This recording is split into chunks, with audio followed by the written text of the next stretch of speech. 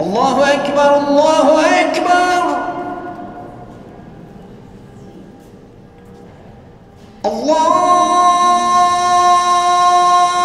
أكبر الله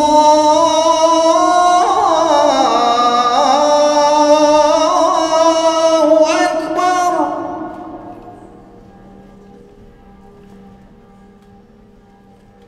أشهد أن لا إله إلا الله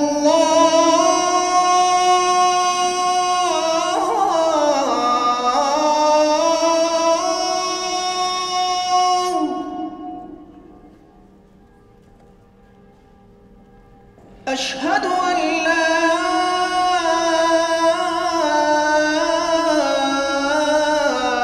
إله إلا الله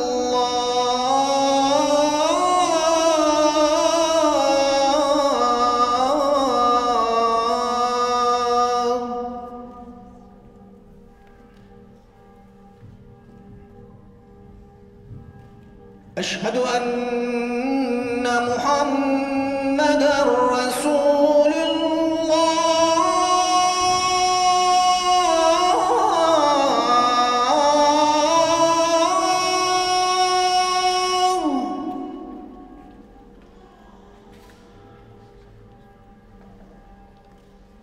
أشهد أن محمدًا رسول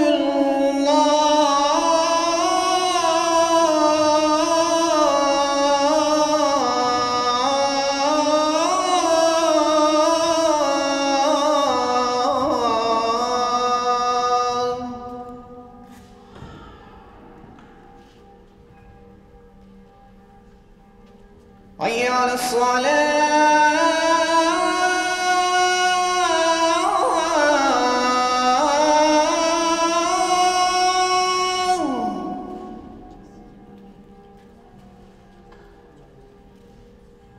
حي على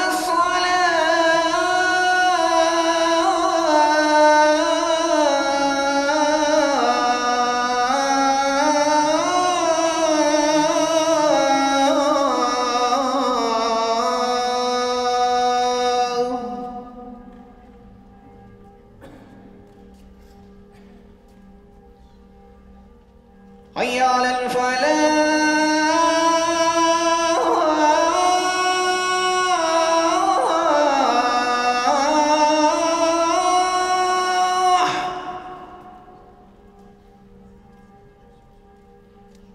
حي على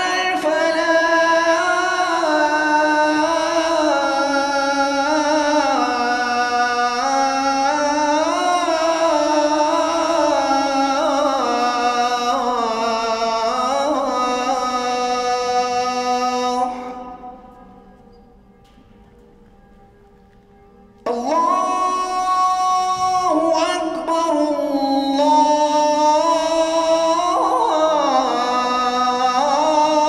الله أكبر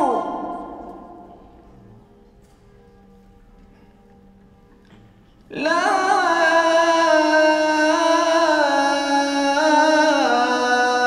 إله إلا الله.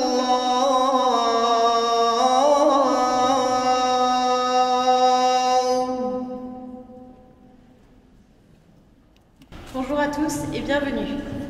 Assalamu alaikum, ahlan wa sahlan bikum. Nous sommes heureux de vous retrouver si nombreux pour la deuxième année de notre rencontre ensemble avec Marie. En effet, l'amour et la lumière de Mariam nous réunit, chrétiens et musulmans, dans cette belle basilique de l'Oncle. Plus que jamais, cultivons cette fraternité et réjouissons-nous de voir notre mouvement prendre de l'ampleur en France et en Europe. Pour commencer, la parole est aux membres du comité d'orientation d'Ensemble avec Marie, Gérard Tétard, président d'Ephésia et coordinateur de la rencontre, et Haïdar Demiryorek, coprésident du GAIC, groupe d'amitié islamo-chrétienne. Bonjour à tous.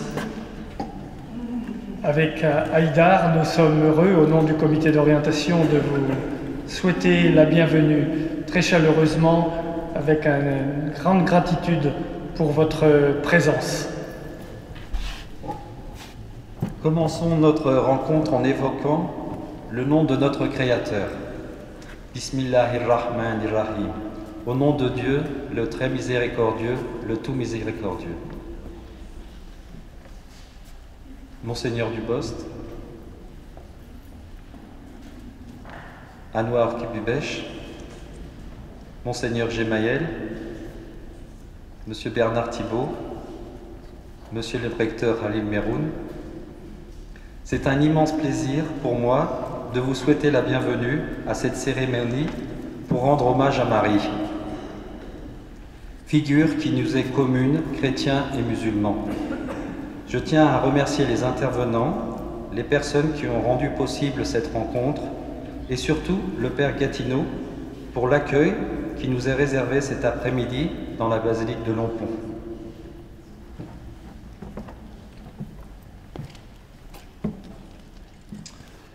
Je remercie aussi Madame Irina Bokova, directrice de l'UNESCO.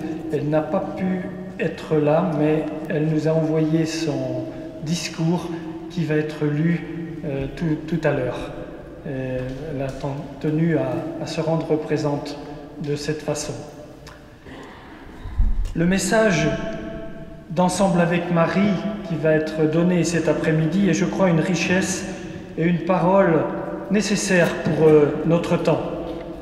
Marie nous aide à aller vers Dieu et permet de nous rencontrer afin de renforcer notre amitié et vivre la fraternité entre croyants.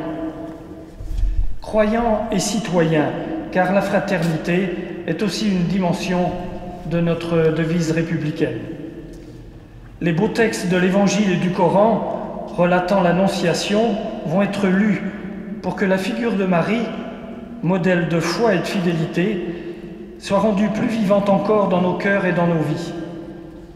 Avec Marie, nous voulons contribuer, même modestement, à l'unité de notre pays qui souffre de certains replis identitaires, tout en valorisant nos différences par la rencontre, le dialogue et l'hospitalité humaine et spirituelle de l'autre.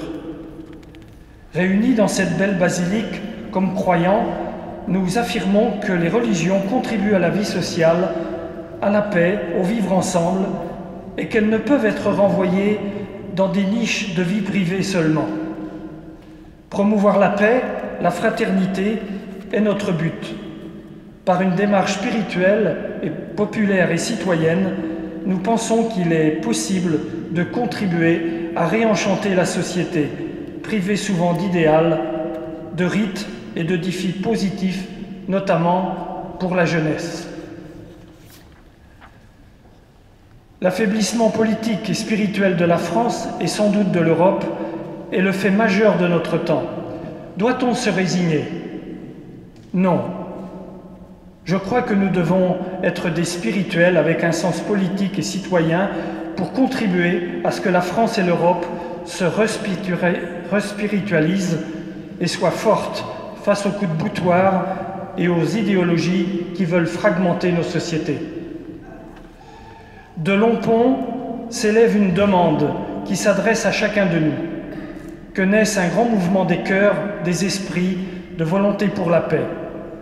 Un mouvement de paix inspiré par les religions qui ne se résignent pas aux enfermements, aux divisions, aux ignorances réciproques, voire même à la guerre.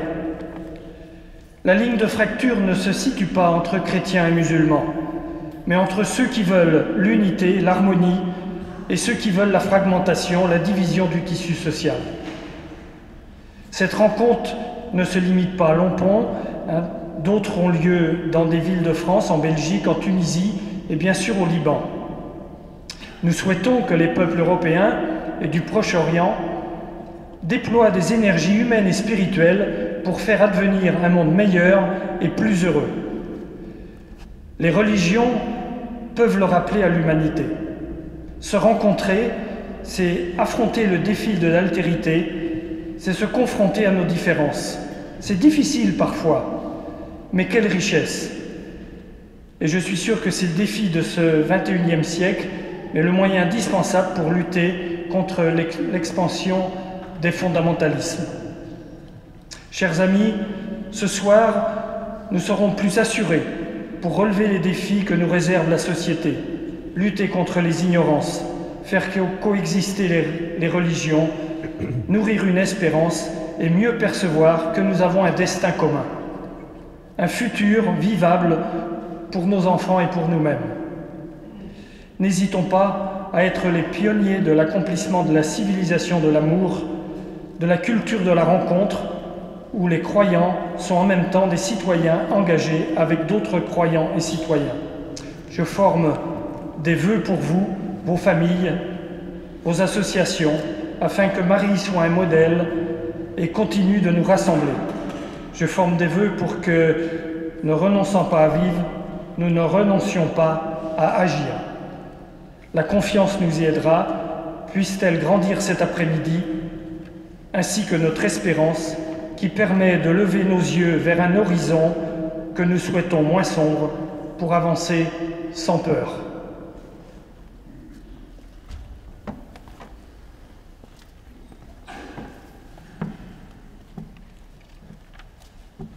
La Vierge Marie, Mère de Jésus, est pour nous un lien très fort qui unit nos cœurs, nous permet de nous connaître et de nous apprécier davantage. En ce moment même, elle tient dans nos traditions respectives une place bien particulière. Nous avons le devoir de propager son message de paix et d'amour, exprimé à travers elle, sa compassion et sa proximité avec Dieu.